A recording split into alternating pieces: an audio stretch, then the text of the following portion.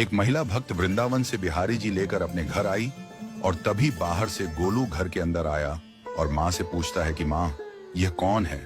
तो मैया ने बोला, ये भगवान है और ये ही हमारे मालिक हैं। अब तो घर में जब भी कोई नई चीज बनती तो सबसे पहले बिहारी जी को भोग लगता। पहले यह सब चीजें गोलू को सबसे पहले मिलती थीं। इससे गोलू बहुत चिढ़ने लगा और मन ही मन ठाकुर जी को कोसने लगा। एक दिन गोलू की माँ काम पर जाते समय बोली, गोलू, यमुना जी से मटके में जल भरकर लाना। जब गोलू पानी भरने के लिए जाने लगा तो जाते जाते बिहारी जी को कहने लगा, खाने के लिए तो सबसे पहले तैयार रहते हो, लेकिन काम तो मुझे ही करना पड़ता है। अगर यहाँ रहना है तो काम करो। कहकर गोलू यमुना जी से जल भरने के लिए चल पड़ा। गोलू जब यमुना जी में जल भरने लगा तो उसने देखा कि यमुना जी के अंदर बिहारी जी विराजमान है और कह रहे हैं, ला गोलू, घड़ा हम भर देते हैं। गोलू उनको देखकर हैरान हो गया और बोला, नहीं नहीं, मैं अपने आप भर लूंगा। लेकिन ठाकुर जी ने उसके हाथ से घड़ा ले लिया और भरकर घर ले आए।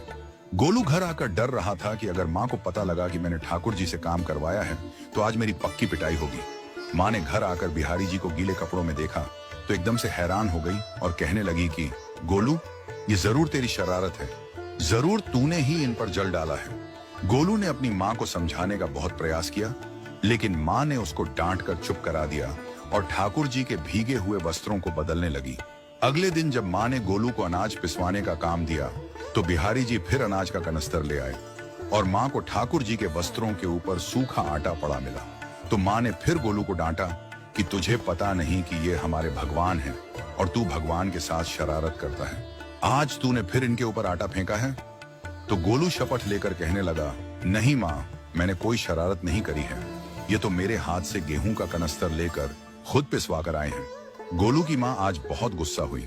अगले दिन फिर माँ बोली, बेटा गोलू, आज तुम्हारे बाबा बाहर गांव से वापस लौट आएंगे। बस आज का ही काम है, तुम जंगल से थोड़ी लकड़ियां ले आना। गोलू फिर डर गया, कहीं ठाकुर जी फिर मेरे पीछे ना आ जाएं।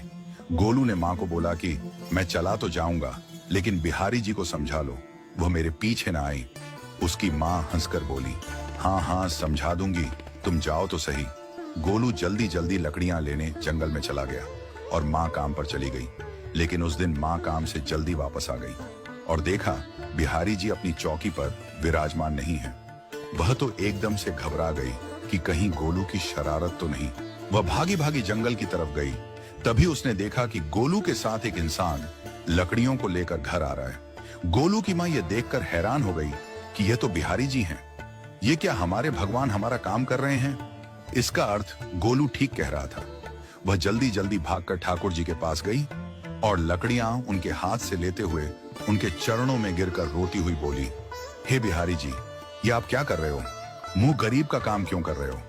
ठाकुर जी मुस्कुराते हुए बोले, हमें तो तेरे बेटे पर बहुत प्यार आता है। सब लोग हमें भगवान समझते हैं, लेकिन एक तेरा बेटा ही था जो